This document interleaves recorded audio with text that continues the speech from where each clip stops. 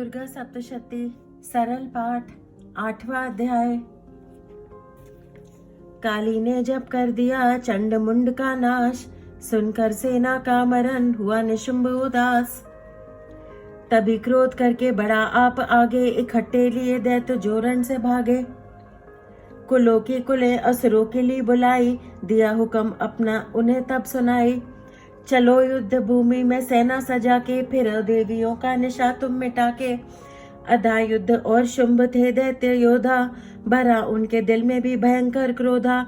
असुर रक्त बीज को ले साथ धाये, चले काल के मुंह में सेना सजाए। मुनि बोले राजा व शुंभ अभिमानी, चला आप भी हाथ में धनुष तानी। जो देवी ने देखा नई सेना आई, धनुष की तभी डोरी माने चढ़ाई।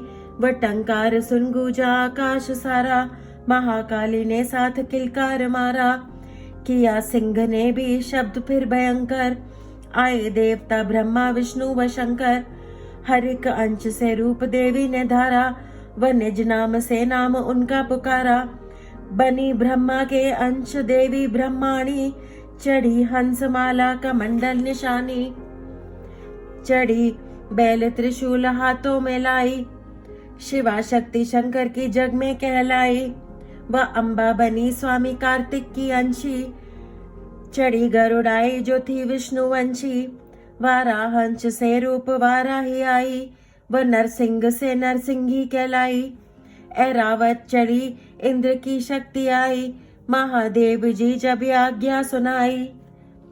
सभी मिलके दैत्यों का संहार कर दो, सभी अपने अंशों का विस्तार कर दो।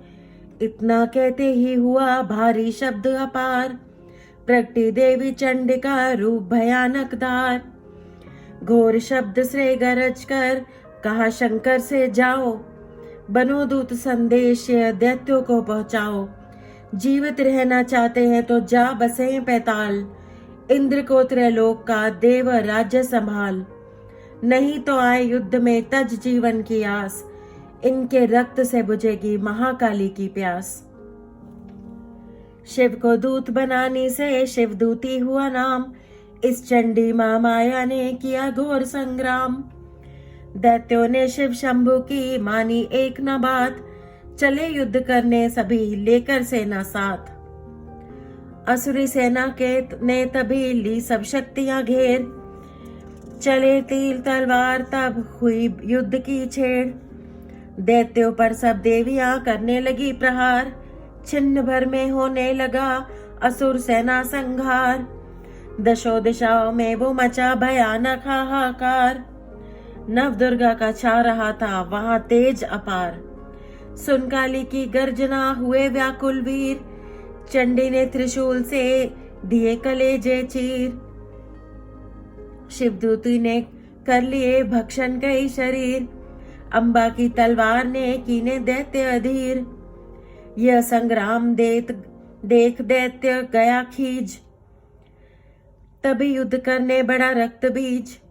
गदा जाते ही मारी बलशाली ने, चलाए कई बाण तब काली ने। लगे तीर सीने से वापस फिरे, रक्त बीज के रक्त कतरे गिरे। रुधिर दैत्य का जब जमी पर बहा, हुए प्रकट फिर दैत्य भी लाख हा। फिर उनके रक्त कतरे जितने गिरे, उन्हीं से कई दैत्य पैदा हुए। ये बढ़ती हुई सेना देखी जभी, तो घबरा गए देवता भी सभी। विकल हो गई जब सभी शक्तियां, तो चंडी ने महाल कालका से कहा, करो अपनी जीभा का विस्तार तुम, फैलाओ ये मुंह अपना एक बार तुम। मेरे शस्त्रों से लहू जो गिरे, वह धरती के बदले जुबां पर पड़े।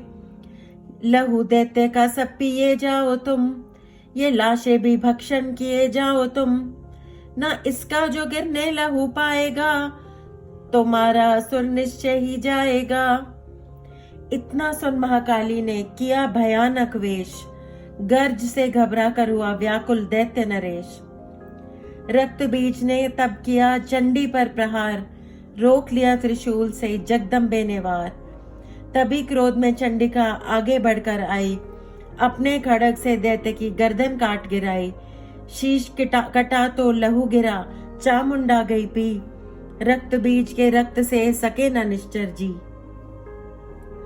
महाकाली मुंह खोल के दाई, दैत्य के रुधिर से प्यास बुझाई। धरती पे लहू गिरने न पाया, खपर भर पी गई महामाया। भयो नाच तब रक्त बीज का, नाची तब प्रसन्न हो काल का। असुर सेना सब दीन संगारी, युद्ध में भयो कुल्हाल बारी।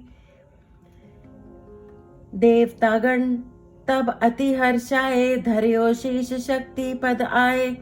कर जोड़े सब विनय सुनाए, महामाया की स्तुति गाए।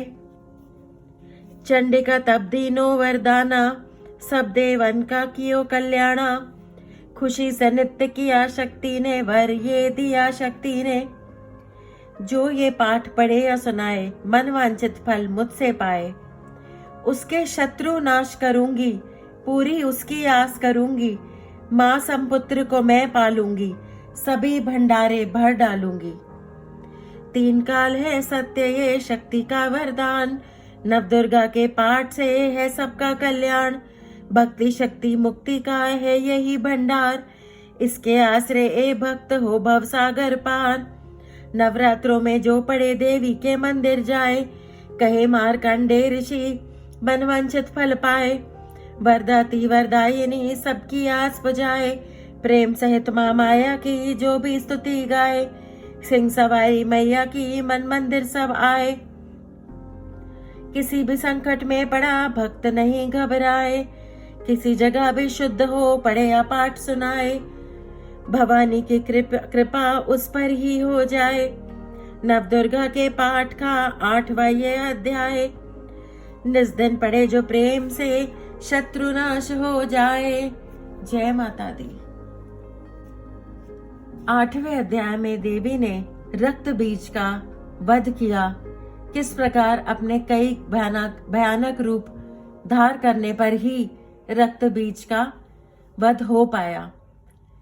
रक्त कतरों से बनने वाले नए नए राक्षस के रूप को खत्म करने के लिए ही देवी ने महाकालिका का ऐसा रूप लिया जिससे रक्त सीधा उनकी ज़बां पर पड़े और रक्त बीज का वध सफल हो सके। जय मां काली। 8वां अध्याय समर्पणम संपूर्णम।